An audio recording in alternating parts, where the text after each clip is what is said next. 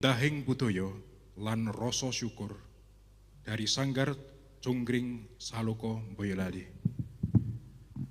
Sanggar Jonggring Saloko bukan nama yang asing bagi penggemar wayang.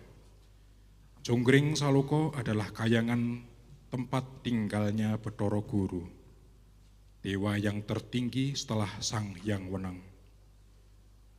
Di sisi cerita, Jonggring Saloko menyimpan kisah cinta sehidup semati atau bisa kita sebut katresnan sejati. Inspirasi keindahan kayangan Pamadar Kawruh dan terjalinnya cinta kepada sesama mendorong berdirinya Sanggar Jonggring Saloko yang berkegiatan di bidang literasi, seni, dan budaya.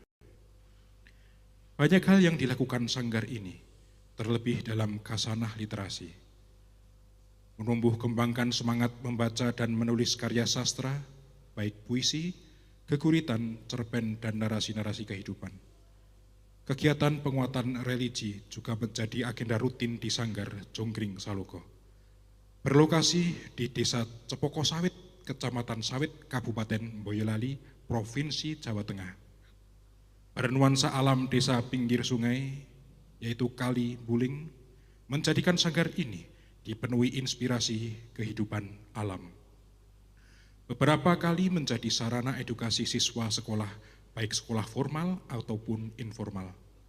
Kesantunan warga sekitar juga menambah inspirasi literasi dalam kehidupan sosial. Kita saksikan bersama penampilan repertuar gurit Endahing Budaya lan Rasa Syukur dari Sanggar Jonggring Saloko Boyolali.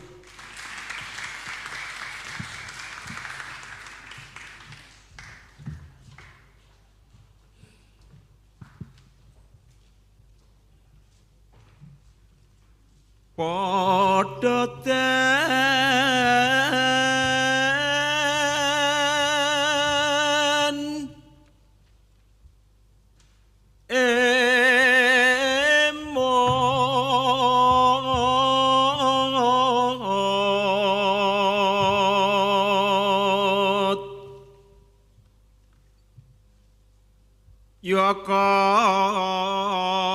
kongsi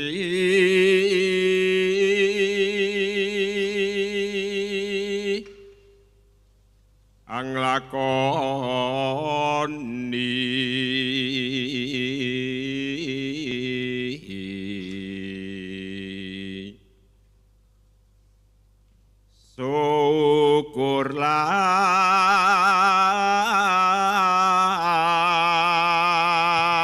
syukurlan rila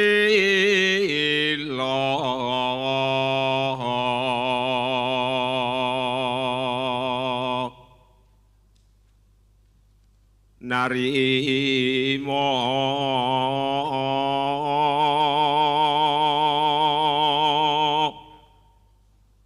amring takdir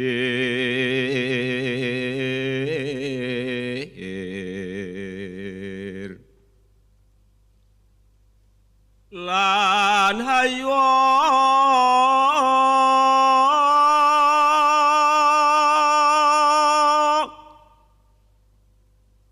amre sira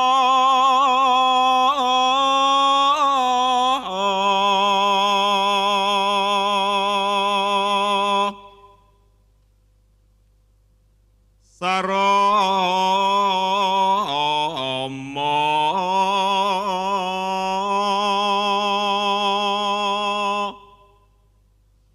mring sesami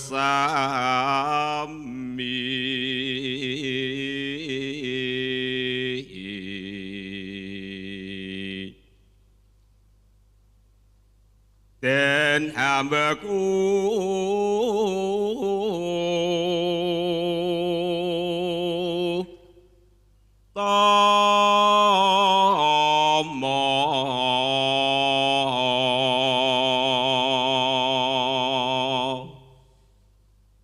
Dinita keneng donya.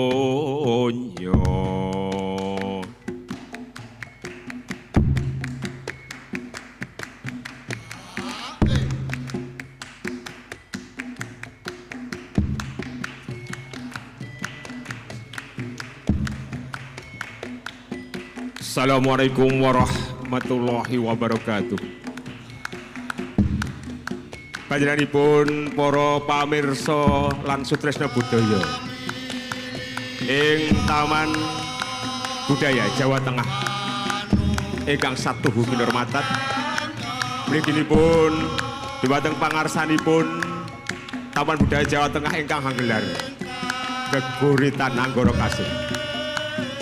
Keparenga kadang-kadang sanggar Jonggring Saloka ngabiyantara kanthi ngaturaken raroncening geguritan endahing budaya lan raosing syukur. Sugeng wirsani, sugeng midhangetaken kanthi suka renaning penggalih.